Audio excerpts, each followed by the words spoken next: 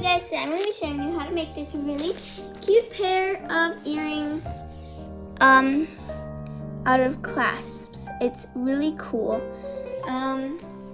So you will need these pliers, some earring thingies, 4 clasps, and jump rings. So let's get started.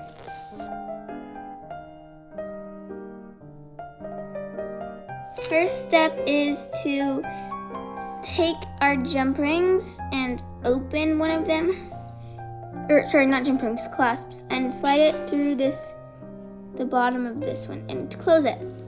Then take our jump ring and we put it through the bottom hole, and our earring holder or earring thing. And then we're going to take our pliers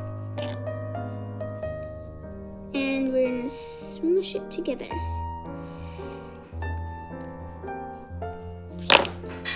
Okay, we have one done and one to go. So do the exact same steps. Come on. Alright, there we go. And then we get our jump ring and put that in. And our earring thing. There we go. All done.